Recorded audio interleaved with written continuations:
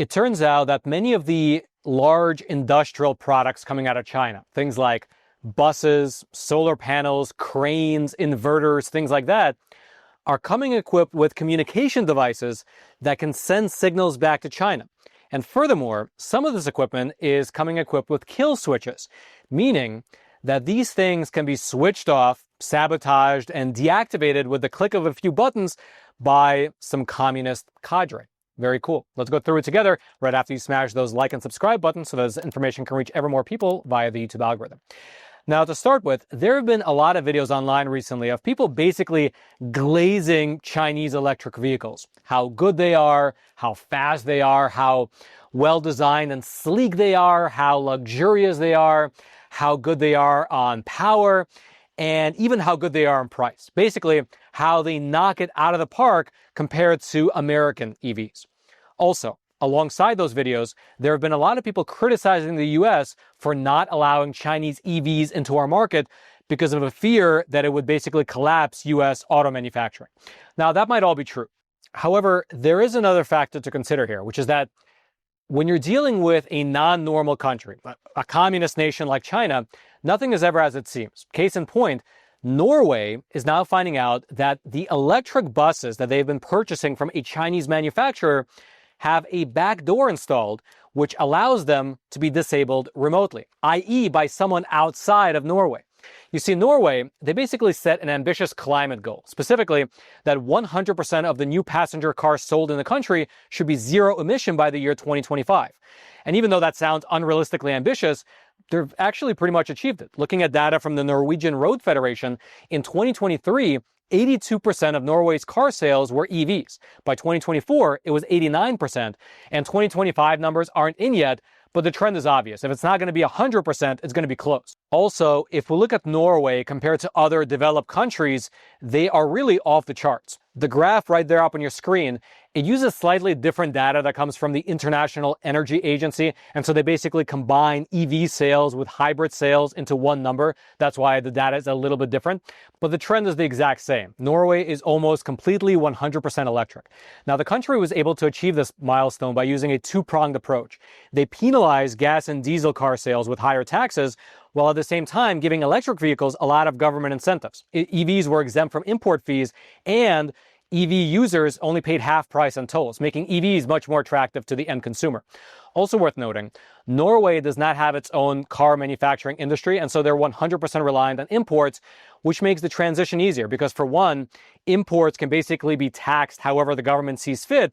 And secondly, it also means that Norway does not have an automaker lobby that could have pushed back against these EV policies. Instead, what Norway did have was the Norwegian EV Association, whose president was quoted as saying the following, quote, "Norway will be the first country in the world to pretty much erase petrol and diesel engine cars from the new car market." Now, amidst this general backdrop of transitioning to EVs, you had the capital city of Norway, Oslo. They took this ambition even further by announcing a net zero emissions policy altogether. And among other things, this meant that the city council was working to slowly convert their fleet of city buses to electric.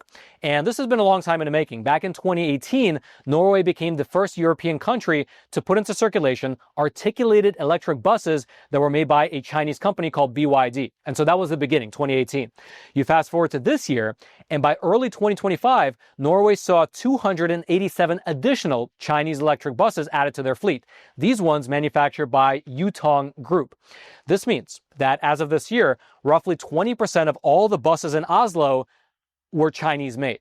And these new Chinese buses, they were specifically noted to have been customized for local needs. Here's in fact how a trade publication called ChinaBuses.org described the modifications made for these buses sold to Norway. Quote, "To provide citizens with a safer and smarter travel experience, Yutong has applied a series of innovative technologies to its vehicles. Based on the actual demand for safe driving in the European market and the requirements of EU general regulations, Yutong has newly developed intelligent advanced driver assistance technologies that meet EU standards. The adaptive cruise control system monitors the speed and distance of the vehicle ahead in real time and automatically adjusts the speed of the host vehicle to ensure safe, and comfortable driving. Whether in highway cruising or urban congested traffic conditions, the system can accurately judge and respond promptly, making driving easier. A second additional feature allows the bus to actually brake itself. Quote, "The collision mitigation and control system further safeguards vehicle safety. When it detects a potential collision risk, it quickly sounds an alarm and, if necessary, automatically applies brakes, significantly reducing the risk of accidents. The vehicles equipped with this advanced driver assistance system demonstrate Yutong's unwavering commitment to the path of intelligent development." Now, one feature along this path of intelligent development that Yutong seemingly failed to inform Norway about was a backdoor capability that allows Yutong, or China in general, to shut down their electric buses at a moment's notice. In this article here, published in a Norwegian newspaper on October 28th, it was revealed that over the course of the summer, Ruter, which is the public transportation authority for Oslo, they conducted secret tests on 2 of their electric buses. They compared a Chinese-made Yutong bus to another brand that came out of Europe, VDL, based out of the Netherlands. These tests, they were conducted in underground mines, which basically act as a natural Faraday cage, and they eliminate all external signals coming in. And what these researchers found was, you can say, alarming. They discovered that the Chinese-made bus, through the use of over-the-air software updates, could be remotely disabled from within China, while the European buses were not able to be disabled.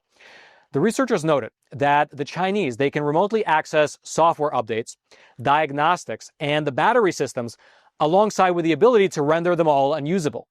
Which, by the way, just rough. Imagine having to be the local government official, having to tell your constituents that the fleet of electric buses that you recently purchased from China using tax dollars have a backdoor kill switch. Regardless, according to Ruter, the Oslo Transportation Authority, the good news is that the buses cannot be driven remotely because the cameras on board the buses are not actually connected to the internet. Still, though, they can be stopped remotely. Quote, "Ruter said that the manufacturer can access the control system for battery and power supply via mobile network. It said that means that in theory, buses can be stopped or rendered inoperable by the manufacturer," which is a capability that you can easily imagine being used in a wartime scenario to basically hamper public transport and clog up the roads. Now, for their part, a spokesperson for the Yutong Group, they told this Norwegian newspaper that, quote, "The data is encrypted and is used solely for vehicle-related maintenance, optimization, and improvement to meet customers' after-sales service needs." But again, that might actually all be true, but the question is not why they have this capability. It's the fact that they do have the capability to turn the buses off. Today, and for the next 20 years, it might be used for benign purposes like maintenance, software updates, and optimization. But if in the future, the CCP, if they have a reason to, they apparently can turn off a large swath of the public buses in Norway. Now, as a response to this finding, 2 things were announced.